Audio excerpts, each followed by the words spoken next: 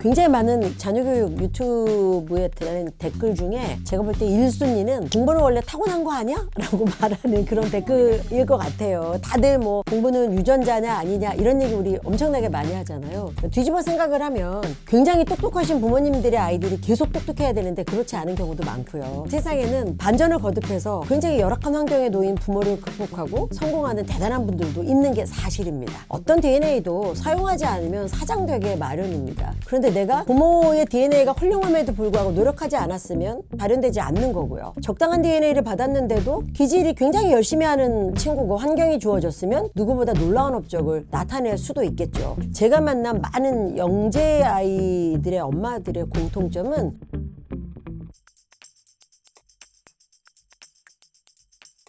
아이를 아이로 보지 않고 정말 같은 객체의 인격으로 존중한다는 거였어요. 아이의 눈높이로 생각한다는 거죠. 존중한다는 건 그 사람이 놓여져 있는 입장에서 바라보는 거거든요. 우리가 어느 날 막 주식을 했는데 재산을 다 잃었어요. 근데 친구를 만났는데 그 친구가 나한테 물어보고 하지 그따위로 주식하니까 잃지 라고 말하면 정말 그 친구 전화번호부에서 빼버리고 싶어지거든요. 내 입장을 공감하지 않는 거잖아요. 그럴 때 내가 다 망했을 때 받고 싶은 건 위로예요. 이건 누구라도 다 아는 거거든요. 그럴 때 그 위로를 적정히 해준 사람, 그러니까 상식선을 잘 지키는 부모들이 영재 부모라는 거죠. 아이가 그때 간절히 원하는 게 뭔가 아이의 눈높이로 보는 부모들. 공부가 하기 싫어 죽겠는데 그럴 때 그래? 우리 나가서 한 바퀴 뛰고 와서 다시 한번 생각해 볼까? 라고 한다면 그 아이의 그 순간의 입장을 이해하는 걸 거고요. 정말 공부를 열심히 하고 싶은 아이라면 또 열심히 하게 도와줘야겠죠. 아이의 욕구가 그렇다면. 기본적인 영재 아이들의 머리는 뭐 부모님의 직업, 굉장히 머리가 좋으신 분의 아이, 그런 아이들이 다는 아니었던 것 같아요. 우리가 제일 좋은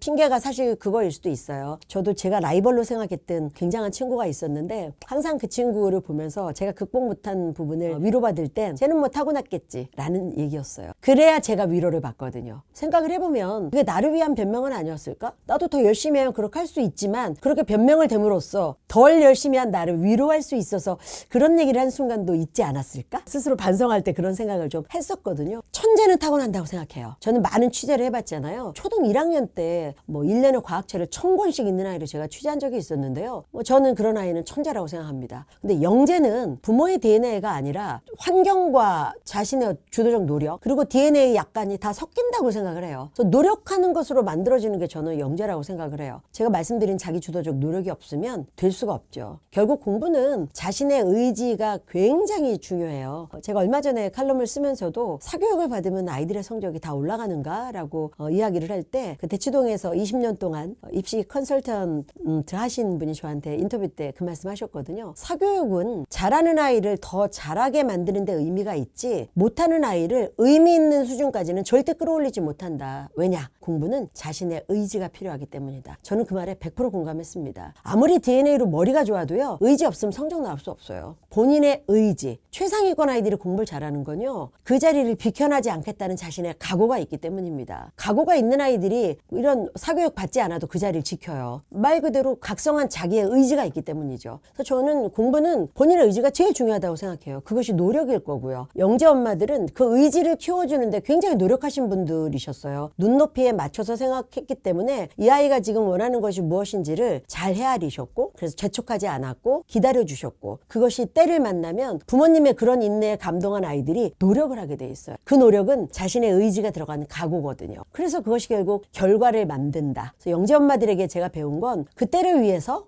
아이의 눈높이에 맞게 아이의 말을 듣고 이해하고 그 아이의 입장이 되어주는 것이구나 그렇게 느꼈습니다. 말이 아니라 실행할 자신이 있다면 저는 반드시 된다고 생각해요. 가끔 자식 잘 키웠어요 이렇게 과한 칭찬을 주시는 분들께 저는 딱 한 가지를 얘기해요. 좋은 학교 갔다고 자식을 잘 키웠다라고는 절대 말할 수 없고 사람의 인생이란 우리가 눈 감기 전까지 평가할 수 없잖아요. 그래서 어느 누구도 어느 결론을 보고 대답은 할 수 없는 거죠. 저는 이제 방송을 오래 했으니까 제가 방송 리포터들에게 취재물을 의뢰하고 리포터들이 취재를 해오면 리포터들마다 개성이 있어요. 어떤 리포터는 우리가 얘기하는 굉장히 좋은 인터뷰 컷을 많이 가지고 오는데 어떤 리포터는 그렇지 못하는 경우가 있어요. 왜 이런 현상이 생기는 걸까라고 생각을 해보면 질문을 잘 던지는 리포터가 있거든요. 상대가 말하기 편하게. 근데 어떤 리포터는 본인의 질문을 다 던져주는 거예요. 상대의 말을 듣지 않고 내 생각을 먼저 던지는 거죠. 그럼 상대는 말할 거리가 없어지거든요. 쉽게 얘기하면 오프라 윈프리도 경청의 달인이라고 하죠. 말할 수 있는 분위기만 펼쳐놓고 70%는 상대의 이야기를 들으면서 얘기를 끌어내는 그런 인터뷰어로 매우 유명합니다. 그러니까 엄마가 이제 그런 기술을 차용해야 된다라는 생각을 한 거죠. 어떤 아이는 계속 말을 할 때 맞장구 쳐가면서 함께 말을 많이 해서 마중물의 대화가 필요한 아이가 있고, 끊임없이 듣고 미소 짓고 그랬구나라는 신기한 표정만으로 그 아이를 기다려줄 때 한참 생각하다 나오는 이야기가 터져나올 때가 있거든요. 근데 이제 이걸 참지 못하고 그 틈새를 메우려고 자꾸 얘기를 던지면, 특히나 말이 없는 아이들은 굉장히 부담을 좀 느낄 수 있어서요. 그런 면에서의 기다림을 말씀드린 거. 아이들 어렸을 때는 책을 읽으러 도서관을 가는 게 아니라 그냥 놀러 도서관에 가도록 만들어야겠다는 생각을 했어요. 도서관을 가면 책이 너무 많아서 머리가 아파라는 선입견을 가질 수도 있잖아요. 책을 좋아하는 아이도 있지만 싫어하는 아이도 있거든요. 그게 나쁜 건 또 아니에요. 아이들마다 태도가 다르니까 가만히 앉아서 책을 보는 게 좋은 아이도 있지만, 그 시간에 나가서 뭐 그네 타고 공 던지고 싶은 아이도 있게 마련인 거죠. 제가 공부를 하다 이제 숙제 다 했으니까 이제 놀아 라고 휴식을 주면 저희 큰아이는 네 하고 책상에서 내려가서 바닥에 앉아서 다른 책을 집어들어요. 근데 우리 둘째는 어느 사이에 나갔는지 안 보이는 거죠. 그때 제가 느낀 건 이 아이들은 논다는 단어의 뜻을 알고 있음에도 굉장히 다르게 놀고 있구나 라는 생각이었어요. 그래서 도서관을 꼭 책만 보러 갈 필요가 있을까? 본인이 읽고 싶을 때가 되면 읽을 수도 있는데 일단 도서관에 대한 인식을 좋게 해줘야겠다 라는 생각 때문에 일요일마다 애들 손잡고 도서관 가자 하면 누가 제일 먼저 가나 달리기를 해서 1등으로 도착한 아이한테 선물도 주고요. 뭐 책을 많이 읽은 아이한테 주는 게 아니라 달리기를 잘해서 1등으로 도착한 아이.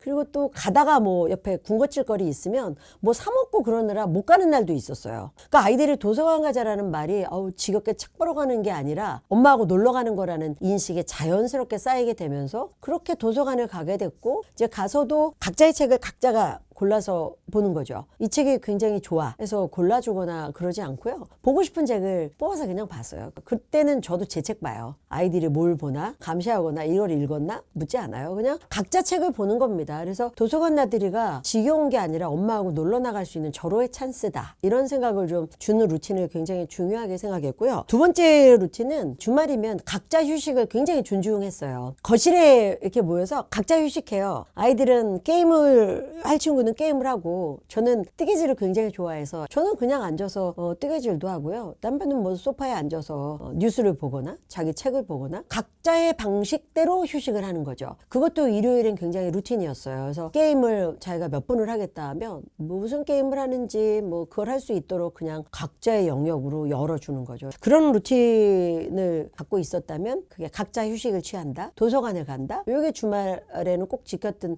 루틴이고, 적어도 하루에 한 끼는 반드시 같이 먹는다라는 루틴을 좀 많이 세워서 저는 아침 시간을 굉장히 중요하게 여겼어요. 아침은 부모와의 아이의 관계를 만드는 골든타임이라고 저는 생각을 해요. 저녁은 퇴근 이후에 시간들이 어떻게 될지도 모르고 아침 시간에 아침밥을 함께 먹는 것, 그리고 아이들이 아침에 일어났을 때 아주 행복하게 눈 뜰 수 있도록 기분 좋게 만들어주는 것, 이런 아침 루틴이 부모 자식 사이에 골든타임이다 라고 생각을 하고, 아침을 반드시 기분 좋게 출발하자, 이런 루틴을 저 혼자 마음으로 좀 가졌었던 것 같아요. 제가 생각하는 보상의 굉장히 중요한 부분은, 흔히 양육을 하는 부모가 아이에게만 보상을 준다고 생각하는데요. 저는 저의 보상에도 굉장히 성실하게 노력을 했어요. 그렇지 않으면 굉장히 빨리 지쳐요. 아이만 잘해서 아이만 상을 주면 그것이 숙제나 이렇게 업무처럼 돼버리는데, 나에 대한 보상이 확실해지면 내가 즐거워지면서 아이의 육아도 좀 편해지죠. 그래서 저에 대한 보상을 그냥 유정임의 날, 그래서 제 날을 저 스스로 정해서 뭐 큰 돈이라면 큰 돈이고 작은 돈이라면 작은 돈인데, 그 당시 한 3만 원 정도를 들고 주말에 남편하고 이제 약속을 하고, 남편이 좀 아이들을 봐주면 그러면 나와서 한 3-5시간 동안 그 3만 원을 저만을 위해서 쓰는 거예요. 그러면 여러분 3만 원이 뭘 하나 사면 끝나버릴 것 같지만, 저를 위한 이벤트를 한다고 치면 영화 한 편을 보고, 제가 그렇게 혼자 먹고 싶었던 떡볶이를 그냥 길거리에서 사 먹기도 하고, 머리핀도 하나 사고, 그러니까 저를 위한 것으로 뭘 할까를 궁리하는 그 마음의 보상, 이게 저를 또 되게 기쁘게 하더라고요. 일주일 잘 보냈어, 내가 잘하고 있었어. 보상이 부모님이 심리적인 응원, 지지 이런 게 된다고 그러면 그 다음 단계의 성취를 더 크게 끌어오는 거니까요. 아이들에게도 스스로 약속을 만들 수 있게 보상을 주는 거예요. 너가 이걸 다 하면 엄마가 이걸 줄게 라고 제가 보상 조건을 제시하는 게 아니라 아이들이 조건을 제시하게 만들어요. 어린이날 같은 때 둘이서 엄마 어린이날에 뭐 사주실 거예요 하면 둘이 각자 막 요구하는 게 달라요. 나는 이거 살 거야, 나는 이거 살 거야 둘이 얘기하면 저는 이제 한 큐에 제압을 하는 거예요. 오, 뭘 얘기해도 엄마는 반드시 사줄 건데 그게 뭔진 모르겠지만 둘이 이야기를 해서 한 가지로 통일시켜 오면 엄마는 꼭 사줄 거야. 그러면 아이들이 대화를 시작해요. 조용히 타협하는 기술을 스스로 익힌다. 그리고 내가 요구하는 것이 아니라 상대하고 의견이 협상이 돼야만 그걸 얻을 수 있잖아요. 그러면 적당히 둘이 의견을 낮추고 높이면서 화합해가는 과정도 배우게 되거든요. 그래서 그렇게 되면은 본인들이 보상 조건을 건 물품을 본인들이 결정하는 거니까 그런 스킬을 좀 발휘해서 아이들이 스스로 결정하고 사이가 좋아질 수 있게 만드는 그런 보상을 제시하기도 했고요. 성탄절에도 아이들이 글자를 인식하게 되면서 보통 부모님들이 선물을 사서 보상을 이렇게 해주시잖아요. 근데 한 일주일 전부터 계속 물어봐요. 성탄절에는 어떤 선물들을 아이들이 좋아할까 하면 아이들이 뭐 여러 가지 얘기하잖아요. 뭐 캐치해서 한 2가지를 뭐 현관에 하나, 베란다에 하나 이렇게 2개 갖다 놓습니다. 그리고 성탄 나무 밑에 편지를 써놓는 거예요. 이제 편지 읽을 줄 알지? 나는 산타 할아버지인데 올해 너희들이 좋은 일을 한 게 3가지가 넘으면 현관으로 가고 3가지가 안 되면 베란다로 가렴 이렇게 편지를 써놓는 거예요. 그러면 놀랍게도 둘이 너무 걱정하면서 막 회의를 해요. 어떻게든지 3가지를 넘깁니다. 얘네들은 선물을 받아야 되니까. 근데 오히려 그런 과정을 통해서 두 형제가 대화도 하면서 역시 타협해야만 뭔가를 얻을 수 있잖아요. 이제 공동체가 되는 거죠. 그러면서 지나간 한 해를 돌아보기도 하고 우리 엄마한테 야단 맞았잖아. 그럼 또 한 녀석이 아니야 뒤에 나중에 용서해 주셨으니까 괜찮은 일이야 뭐 이러면서 이야기를 이어나가더라고요. 과정이 있는 결과를 주려고 많이 노력을 했어요. 그래서 보상도 시험을 잘 봤으니까 100점 맞았으니까 이 선물. 이거는 성취에 대한 결과밖에 안 되는데 100점을 맞도록 노력했기 때문에 너무 고마워서 네가 원하는 선물. 이건 조금 다른 개념이잖아요. 그래서 스스로 보상도 선택하고 네가 보상을 얻어갈 수 있는 결과에 따른 과정이 너에게는 칭찬받을 일이었어라는 그런 걸 굉장히 많이 만들었어요. 있었죠. 성향이 다르기 때문에 하나이는 끊임없이 양보하고 하나이는 끊임없이 양보에 대한 걸 당연하게 받아가게 돼요. 그러면 어느 날 둘이 갈등이 생겨서 이제 문제가 생기면 그때 엄마가 중재자로 나섰을 때의 역할이 굉장히 좀 어려웠어요. 내성적인 아이는 늘 양보하기 때문에 괜찮아요 라고 얘기를 하기 때문에 얘가 사회생활할 때 이게 자꾸 반복이 되고 습관이 되면 모든 걸 떠맡고 혼자 스트레스 받을 수도 있겠다라는 생각이 들어서 좀 조정해 줘야 된다고 생각을 했죠. 근데 타고난 기질은 어쩔 수 없기 때문에 그걸 제가 꺾을 수는 없거든요. 그래서 저는 아이들이 분란이 생기면 보통 두 아이가 싸우면 한 아이를 데리고 가서 없는 아이를 탓하면서 달래주거든요. 니네 형이 원래 그러잖아 괜찮아 라고 달래준다거나 또 동생한테 아유 뭐 그만 울어 네 동생이 욕심쟁이라 그래 라고 달래준다거나 이런 일은 절대 하지 않았어요. 없는 아이를 욕하지 않는 것 달래주면서도 그래도 네 동생이 항상 어디 가면 형 자랑을 해. 그래도 네 형이 네가 먹을 과자를 남겨놨는지 항상 물어봐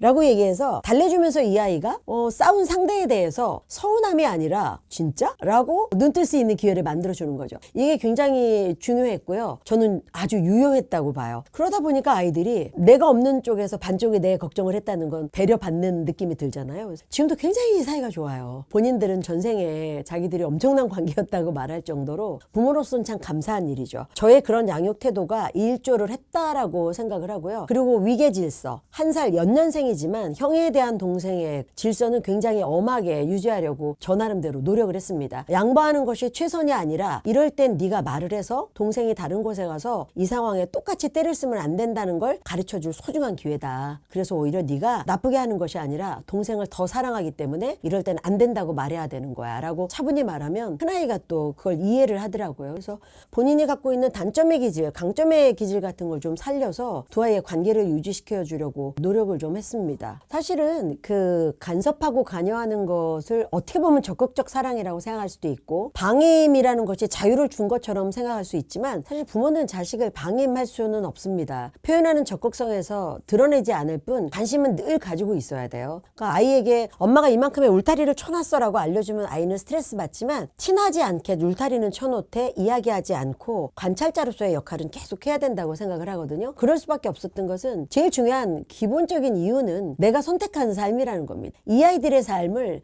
아이들이 원해서 만든 게 아니잖아요. 제가 결혼을 했고 남편과 사랑을 해서 나온 아이들이잖아요. 그렇게 아이들을 이 세상에 나오게 한 부모로서의 책임, 저는 그것은 너무 중요하다고 생각을 해서 어느 날 제가 회사에 이제 새벽 프로그램 맡았을 때 새벽 출근을 했어요. 가다가 차가 타이어가 펑크가 나서 이제 견인차를 부르고 서 있었는데 그때가 굉장히 추운 12월이었던 것 같아요. 겨울에 12월 5시쯤이니까 아주 깜깜했죠. 그래서 강변에 차를 세워놓고 견인차를 기다리고 있는데 멀리서 불 켜진 아파트에 한두 개 불빛이 이렇게 보이는데 갑자기 눈물이 탁 터진 거예요. 이 새벽에 저희 애들 굉장히 어렸을 때였거든요. 갓난둥이들을 뉘어놓고 굳이 뭐 때문에 내가 이 새벽에 나와서 이렇게 어렵고 힘들게 살아야 되나? 누구 말 맞다나 뭐 몇 푼을 더 벌어서 더 잘 살겠다고 그런 생각에 눈물이 막 터진 거예요. 눈물이 쏟아져서 펑펑 울고 있는데 그때 견인차가 왔어요. 오셔서 쭈뼛쭈뼛 이제 차를 연결했죠. 그리고 저는 이제 그 견인차 기사분 옆자리에 딱 앉았는데 제 차는 뒤에 끌려오고 견인차의 범퍼를 딱 보니까 그 위 범퍼에 알루미늄 호일로 싼 김밥 한 줄이 이렇게 흔들흔들하게 그 위에 올려져 있더라고요. 이분도 급하게 달려오느라고 이제 식사를 못했으니까 김밥 한 줄 먹으려고 그걸 샀는데 먹지 못하고 그 위에 놓았던 것 같아요. 근데 그렇게 흔들리는 김밥을 보는데 정신이 번쩍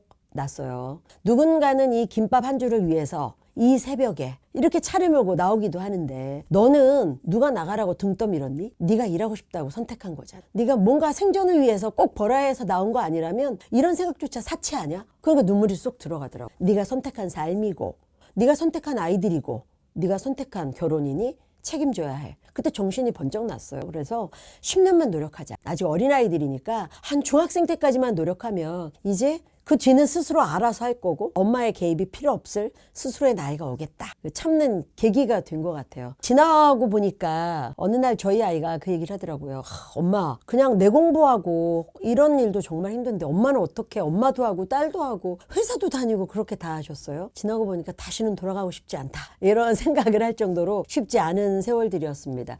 둘째 아이가 태어나고 얼마 안 돼서 굉장히 위급한 상황이었는데 집에서 이제 전화가 왔어요. 제가 방으로 들어가는 열쇠를 가지고 있었는데 아이가 이제 방에 혼자 남겨진 좀 위험한 상태였고 근데 제가 그때 회의 중이었거든요. 굉장히 중요한 회의였는데 그 회의를 뿌리치고 일어나서 제 아이를 위해서 간다는 건 사실 우리 직장 생활할 때 쉽지 않은 일이었거든요. 그 30분 동안 어떻게 회의를 했는지 정신 나간 사람처럼 앉아 있었던 것 같아요. 그리고는 도심을 제가 140km, 150km로 달려서 집에 열쇠를 갖다 주러 간 적이 있는데요. 그런 일을 수도 없이 반복을 했죠. 사표를 한 20장은 가슴에 써 넣어놓고 고민을 하면서 이렇게 직장을 다녔던 것 같은데 주변의 선배들이 굉장히 많이 위로가 됐고 한 선배가 어느 날 저한테 그 얘기를 하시더라고요. 힘들지 몇 살까지 키워놓고 나오면 마음을 놓을 수 있겠어. 그래서 그때 제가 진짜로 그렇게 얘기했어요. 저희 때는 육아휴직이 2개월이었어요. 지금으로선 상상이 안 가시죠? 그래서 제가 아이가 고개를 가누는 게 2개월이거든요. 고개를 딱 가누면 출근을 해야 되니까 아이가 제 발로 걷기 시작할 때까지만 제가 키우고 나오면 좋겠어요.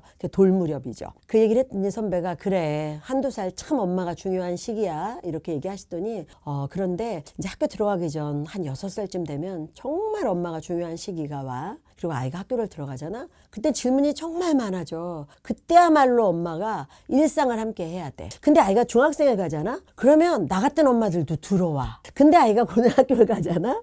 계속 이 얘기를 하면서 제가 그때 선배의 행간을 읽은 거예요. 그래서 저더러 한번 엄마가 되면 넌 평생 엄마이기 때문에 매 순간 미안하고 후회가 될 수도 있어. 그러니 미안해하지 말아라. 너도 너의 삶이 있으니까 그냥 아이가 보고 싶어. 그건 엄마로서 가능하지만 미안하다는 생각을 하지 마. 각자의 삶이 있는 거야. 최선을 다하면 아이가 보고 싶어? 뭘 하고 있을까 궁금해? 그러면서 그 순간에 최선을 다하는 거지. 그 말이 엄청 위로가 돼서 그때 아마 사표를 찢어버린 것 같아요. 저도 저희 시어머니 말씀처럼 누군가의 굉장히 소중한 딸, 저희 어머니의 되게 소중한 딸이잖아요. 그래서 시어머님도 적극 지지해 주셨어요. 이 시기 지나면 너에게 일이 남을 수 있으니까 힘들어도 최선을 다하면 좋겠다는 그런 주변의 격려들이 저를 좀 버티게 했던 것 같아서요. 슈퍼우먼이 되려고 노력하지 마세요. 내가 다 할 수 있어. 내가 만점이 돼야 돼. 라고 생각하는 순간 엄청난 스트레스가 몰려와서 우리가 흔히 독박 육아라고 얘기하잖아요. 그렇게 되면 너무 힘들어지기 때문에 다 하려고 생각하지 말고요. 저는 돈을 포기했어요. 보통 일하면서 돈을 빨리빨리 모아서 내가 빨리 아이들을 안정적으로 키워야겠다라고 생각했는데 저는 제 일도 중요했기 때문에 돈을 모아서 아이를 키우는 게 아니라 지금 키울 때 다 쓰자. 가장 제가 편할 수 있는 쪽으로 베이비시터도 쓰고 통장에 잔고는 비어갔지만 제 몸은 편해졌죠. 그러니까 스트레스가 적어지니까 아이들하고 관계가 좋아진 거예요. 요즘 생각을 해요. 그때 정말 끔찍하게 모았으면 집을 한 채 더 가질 수 있었을까? 근데 저는 그 집이 아니라 아이들하고의 관계를 가진 거라고 생각하거든요. 세상에 다 가질 수는 없습니다. 각자의 가치관대로 뭔가 하나는 포기해도 내가 괜찮은 사람이야. 내가 이걸 포기해서 나쁜 엄마가 되는 건 아니야. 이렇게 불안해하지 마시고요. 음식 못하면 뭐 좋은 집에 가서 사다도 드시고 양육에 뭐 자신이 없으면 열심히 벌어서 드리면서 베이비시터하고 함께 일도 하시고 또 어른들께 도움도 구하시고 용돈도 드리시고 그렇게 조금 부족한 부분을 해결해 나갈 수 있으셔야 돼요. 그래야 숨을 쉬실 수 있고 육아가 힘들지 않습니다.